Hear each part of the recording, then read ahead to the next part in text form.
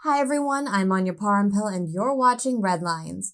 The Brazilian Supreme Court has authorized an investigation into President Jair Bolsonaro for alleged corruption and obstruction of justice. The decision came just days after Bolsonaro's close ally and Justice Minister, Sergio Moro, resigned, citing the president's move to fire the head of Brazil's federal police. Moro said he was taking a stand against organized crime. In response, Bolsonaro claimed he has ultimate authority to purge public officials whenever he would like. Falava-se em interferência minha na Polícia Federal. Ora as bolas. They were talking about my interference with the federal police. Oh well, if I can, by law, change a minister, why can't I change the head of the federal police? I don't need to ask for permission from anybody to change the director or anyone in the pyramid of executive power. Esteja na pirâmide hierárquica do Poder Executivo. Desculpe, senhor ministro. I am sorry, Mr. Minister, but you are not going to call me a liar. There is no worse accusation for a man like me, from the military, Christian, and President of the Republic. Militar, cristão e presidente da República ser acusado disso. To learn more about the situation in Brazil, I spoke with Brazilian analyst Aline Piva.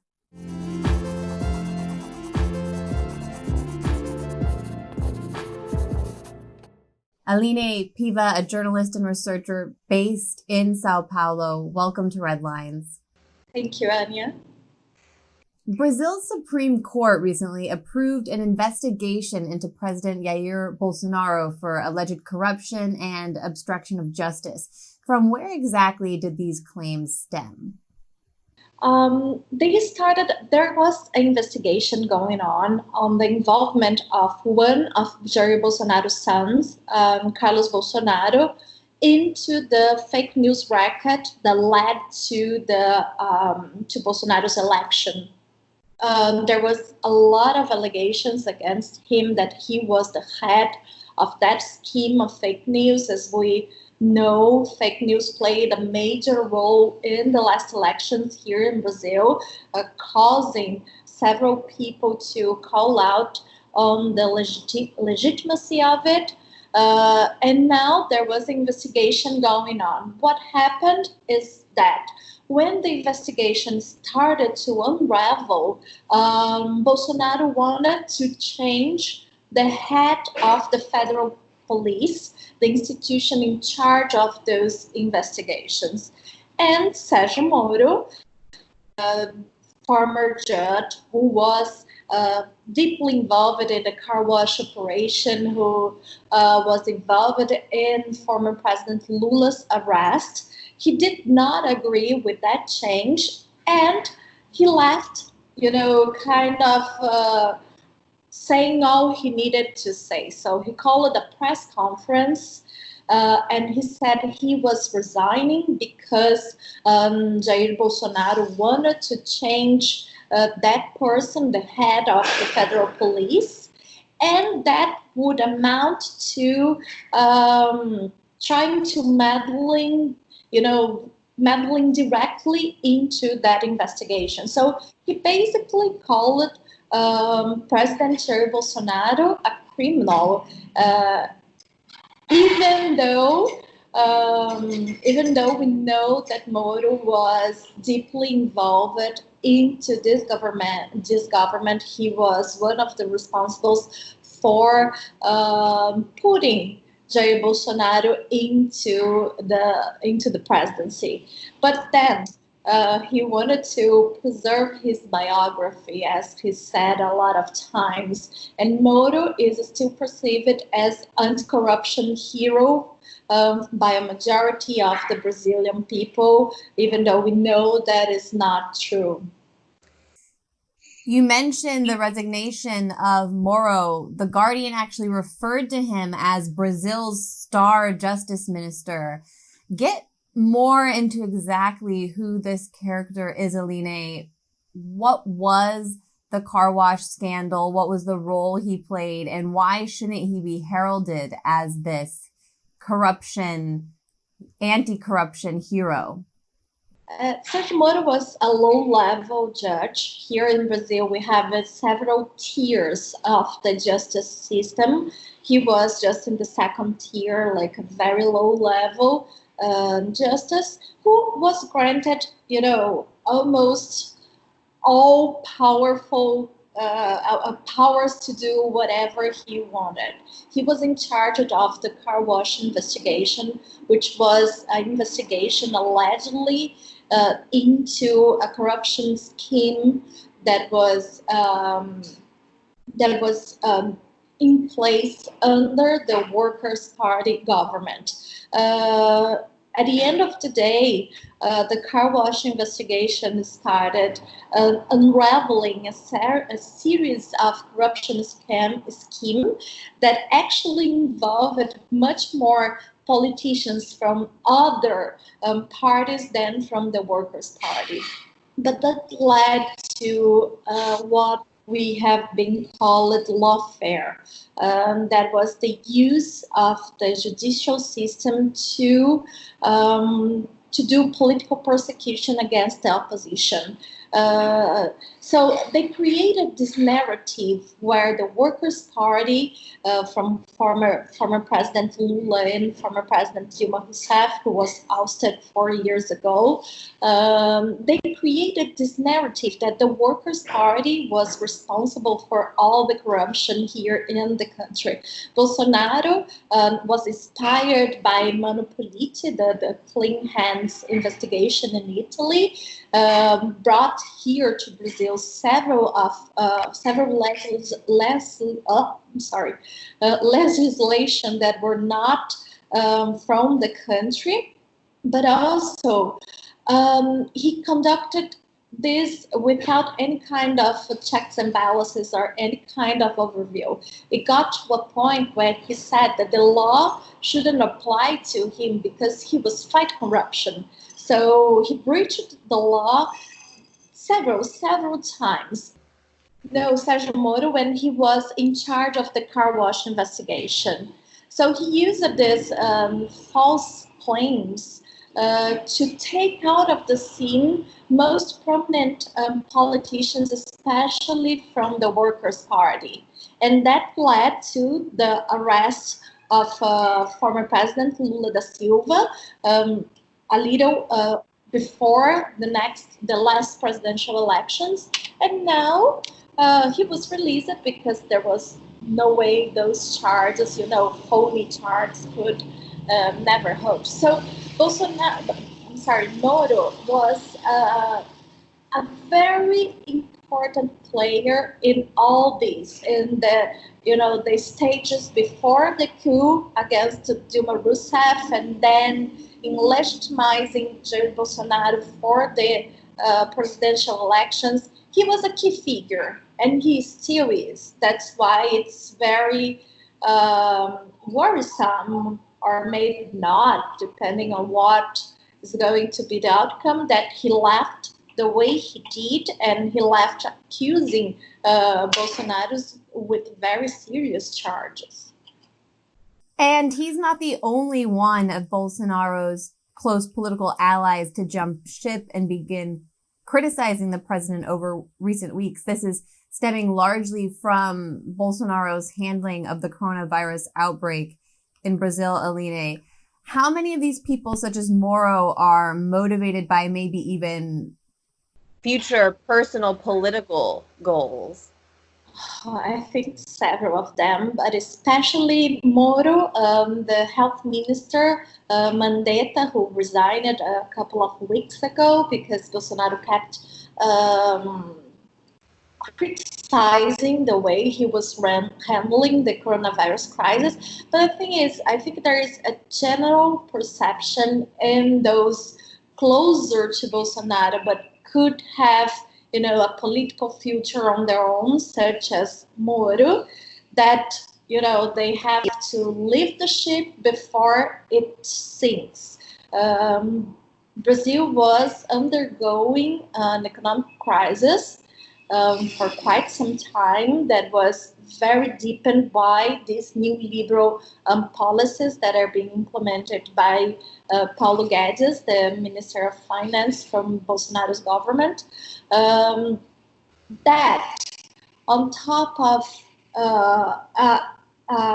health crisis with the coronavirus and a political crisis, that those investigations and allegations against Bolsonaro, because it's not only this instance, he has been accused of several other, he or members of his family. He has 3 sons that are deeply connected with the militia in Rio de Janeiro. One of his sons, Eduardo Bolsonaro, is accused of being having very close ties with the militias in Rio. We have now Carlos Bolsonaro, another son who probably involved in this fake news scandal. So they have close ties. Bolsonaro and his family have been accused in several other instances. So I think people like Moro, they wanted to be there until it was convenient, until they could do, whatever they wanted to do. Because I don't know if you recall, but when Moro first took office, Bolsonaro gave him what at the end of the day was called a super ministry, because he had so much power. He was overviewing so many institutions that he was like the most powerful person in Bolsonaro's government. And that was later changing. And Moro started to be like in the background and not appearing so much and not being able to do so many things as he wanted it. So I think that was another decision, like, let's leave this before it's too late and we can do everything. There are some analysts, such as Boaventura de Souza Santos. He is a sociologist from Portugal. And he said that actually he thinks that Bolsonaro is the CIA candidate, Moro is the CIA candidate for 2022, which will be the next presidential elections. And why exactly has Bolsonaro caught so much criticism for his handling of the coronavirus outbreak? We now see media outlets saying Brazil could become the next epicenter of COVID-19. Bolsonaro is denying the severity of the crisis. He is saying that it's not that he called it just a little flu. He said not that many people would die. One of his ministers got to a point of saying that only 500 people would die from coronavirus. We are now on over 4,000 deaths so far, and the numbers are always growing. The criticism started first when he first came back from the United States, that trip that he did where he met with Trump at Mar-a-Lago. And I think at least 22 people who were with him on that trip came back and tested positive for coronavirus. He denied to make public the results of his own tests, and not only that, he called it for a public rally, and he went to that rally and shook hands with people and talked to them. So he might have infected I don't know how many people. Plus, he is denying the severity, and more than that, he's not helping the state's governments to do what they have to do. He got to a point of denying that the governor of the state of Maranhão would import respirators for the state of Maranhão. Maranhão is one of the poorest states in the country, and Bolsonaro tried to stop the local government from bringing respirators to there. It's borderline criminal, if not a flat criminal.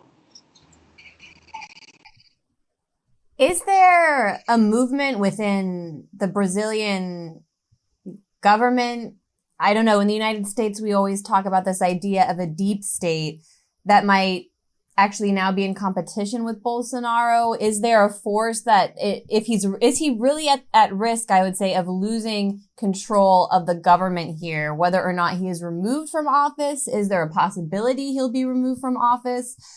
Is he still popular among the people? What exactly is the situation? I think we are now at the crossroads. I don't feel that the establishment or deep state or what we want to call it, they are willing to take the political prices of another impeachment process right now. I mean, it has been 4 years since Dilma Rousseff was ousted. Are they going to take that road again? I think it's very unlikable right now. It's very unlikely that they are going to do something like that.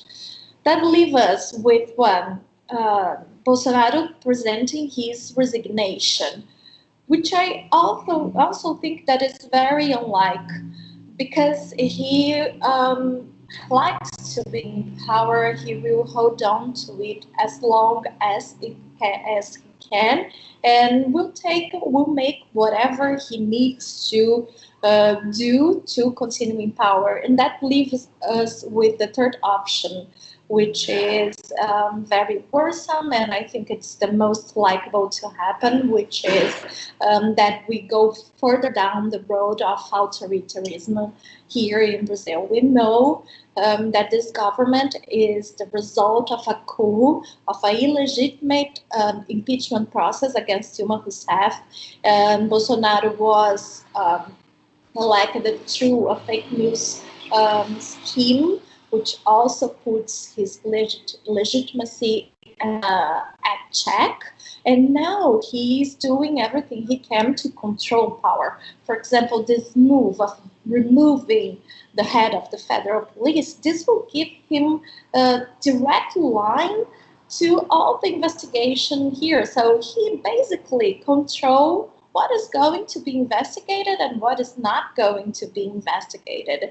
We know he has close ties with the military, not even doing the military dictatorship here in Brazil. We had that many high-ranked military in the cabinet in civil positions. And I think this would be, we have seen this trend elsewhere. We have seen Orbán in Hungary. We have seen this kind of trend of authoritarianism, of using the coronavirus as a way of, impose like of emergency laws that never go away. He's a person who says openly that he supports the Institutional Act 5, we call AI 5. That was the act imposed by the military dictatorship that took out all of our civil rights, closed the Congress. And he is the kind of guy who, actually likes to do that. And that's a possibility. That's something at his disposal. I'm sorry? That's a possibility. That's actually a tool he could use to further strengthen his hold on power?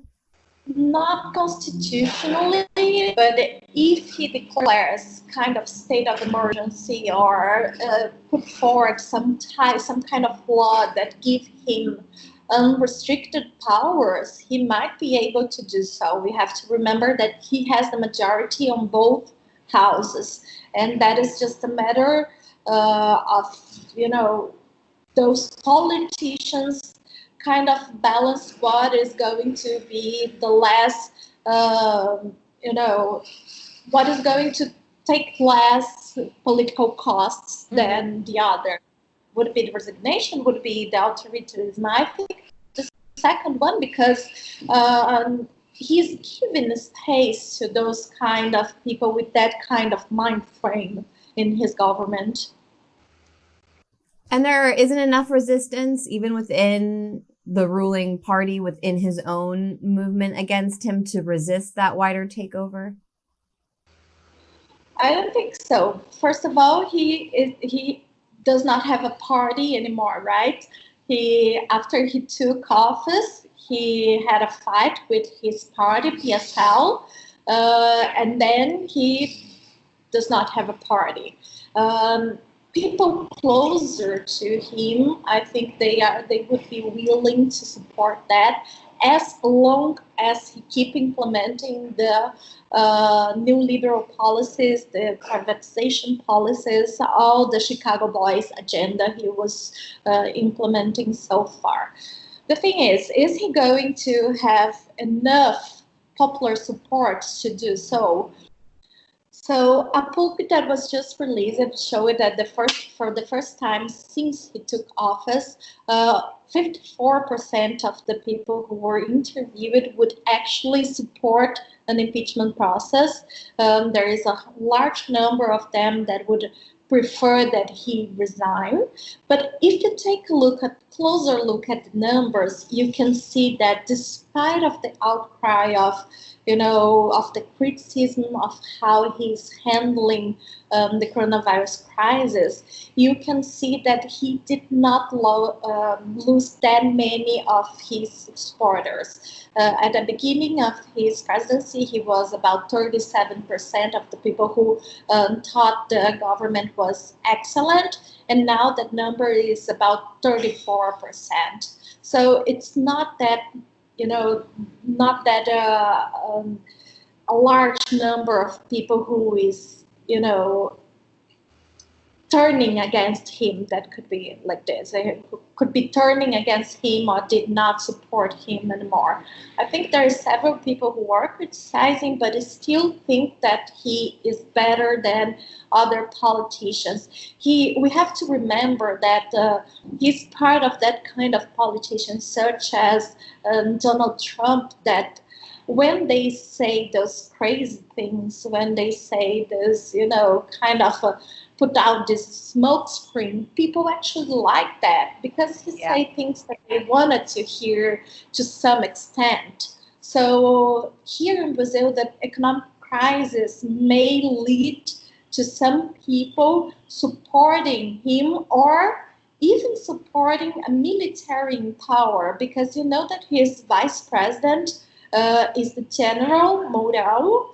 And there are several people who are saying that, maybe would be best to have the military in power. They would handle this better. I mean, come on, we have just come out of a military dictatorship, and we know that never works great in any sense, but people are willing to do so because they are kind of desperate here. So what exactly is his base? What kind of people make up the 34% of Brazilians who still support Bolsonaro? And how does this fake news scandal you mentioned at the beginning fit in to that picture? What exactly happened there? When you look at the numbers in the polls, you can see that the larger part of his base is from evangelical Christians, Neopentecostal Christians here in Brazil, which is largely expanding their reach within the slums in the poorest areas of the country. Second, rich white men, 47% of them would say that Bolsonaro's government is excellent. Just this poll that was released, the same poll that I was talking about, 47% of the interviews from that part of white male, rich white male, would think that his government is excellent. And the third part is kind of the far right, who is not his base. People with the northeast of the country, they did not supported him and still do not do so. People with lower level of with higher level of education, basically that, and women. Women are not their base, still not. But basically, his base is this evangelical Christians. He did a very good effort to bring them into the fold, and is still doing so. And the fake news scandal? Oh, the fake news. That's one thing that is going into investigation since the last elections. So they are investigated scheme that was where they used WhatsApp to spread fake news about other politicians that were running for the presidency and to boost Bolsonaro's popularity. There are several studies that show that from that over 1 million followers that he have on Twitter, about 55% are robots that are only used to kind of keeping him going. What is the thing there? What is the problem there? With that, he is very in control of the narrative. Much like Trump, he was able to create this kind of feeling of untrustness with the mainstream media. We know, we criticize them, we know they have problems, but now the single source of information for a majority of Brazilians is just through WhatsApp and what circulates there. So they have these huge machines, they have this huge scandal that they use to just keep modeling the narrative. They keep creating and controlling the narrative. There's a lot of people who say we don't know the facts yet. They're still investigating, but we know that one of his sons, Eduardo Bolsonaro, has close ties with Steve Bannon and what Steve Bannon's called the movement, and they are implementing a lot of tactics that they are using elsewhere, such as the United States and Hungary and several other countries. And describe in more detail the wider movement against Bolsonaro. You touched on this earlier. Who are the people resisting him now? And what is the impact his presidency has had on the Brazilian working class so far? So the movement against the opposition against Bolsonaro is mainly being led by social movements here.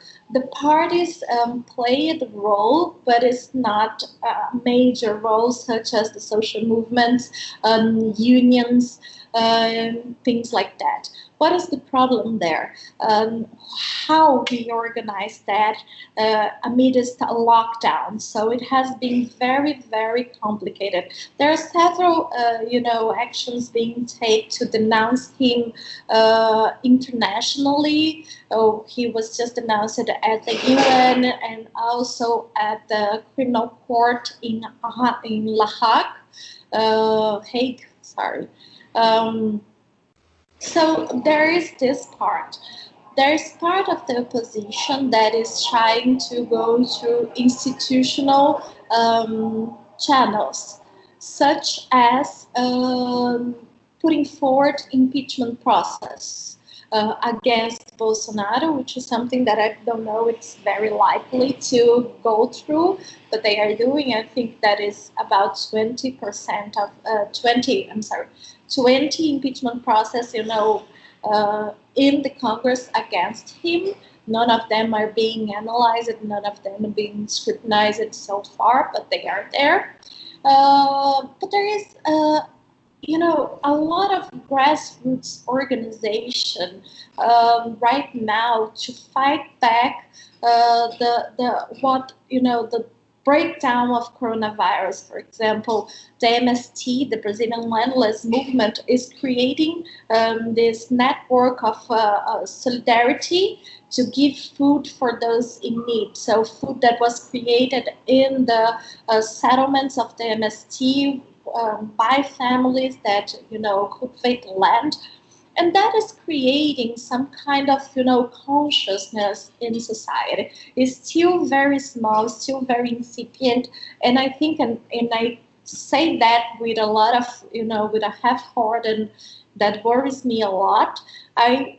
I see a paralysis here. It's not, in face of everything that is happening, the rollback of labor rights, civil rights, workers are paying the price here. In the middle of all this craziness of coronavirus, the action that Bolsonaro wanted to take was to let employers cut down the salary of their employees. So this is the kind of policy that is taking place. And even with that, we are not being able to organize as we need to.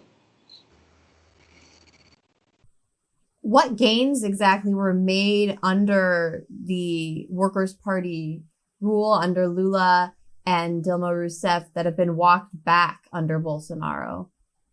First of all, the Workers' Party took millions of people from under the poverty line, and they are just put back there again. There are people in the country who has now to cook in wooden stoves when they have something to cook, because they cannot afford to pay for cooking gas anymore. People are highly in debt. People who, before that, we had a program that is called Bolsa Família, that was a program for distribution of income in the country for, poor families, single mothers, as a way of, giving a little bit of stability to that part of the population here. That program, just to give one example of what was rolled back, that program was attached to several things. So, for example, for a single mother to gain that benefit, her children would have to be enrolled at the school and would have to attend the school. They would have to be vaccinated. There was several things that kind of, made the country better because they actually made people doing those kind of stuff at the same time where they give financial stability. That was cut. The program still exists, but there was a research that just came out that showed that Bolsonaro cut that benefit on the poorer areas of the country. The poorer you are, the less you get. So just to give one small example, but there is several others. In labor rights, for example, they implemented a law where now what the employer agree with the employee is worth more than what the law states. How is that even considered? I mean, the employee does not have the same power as the employer to sit at the table and negotiate. And now the employer has all that rights. There are several others that I could mention, but it has been very, you can see, it's not even something that you have to study or go through the numbers. You can see on the streets, you can see how we are going back to the 90s, to the last decade here, people on the streets, people spending less and less, people diminishing their level of life, of livelihood, and so forth. And finally, how is the Workers' Party responding to all of this, and what is their strategy and chance of gaining back any power soon? So we have to remember when we talk about the Workers' Party that this is a party that has been under attack since at least 2005 through the series of lawfare actions, of lawfare effects. The first and one, I think there are several consequences for that in several levels here as a country, as our democracy. But when we talk about the party, one major consequence of that attack on the Workers' Party is that all the historical leadership was kind of burned or something like that. I mean, they attacked it so much, they put forward so much false claims against the Workers' Party and its members that all those who could, who could lead the party or who could be in the front could be the front face of this process are now unable to do so because they were so severely persecuted, and now the public has this bad opinion about them. There are other people such as Fernando Haddad, who was the presidential candidate in the last elections. He's doing a work of trying to organize, trying to bring more people for the party and so forth. But it has been very hard for the Workers' Party to kind of overcome all the consequences of this lawfare, of this prosecution. And we know that Lula would be the natural candidate. He's a natural leader. People follow him, people listen to him, and he's doing a very, very good job of, trying to be very open, trying to do weekly lives, trying to be in touch with people. But we have to be honest, they did not stage a coup in 2016 to just come back to democracy through electoral means. We saw this in the 2018 elections, and we are going to continue seeing this trend until we are able to actually, refound democracy here in Brazil. And coronavirus is making protest across the world more difficult. So I suppose we're all going to have to get creative into how we stand up to some of these decisions coming down from our governments. Aline Piva, thank you so much for joining me today. Thank you very much, Anya.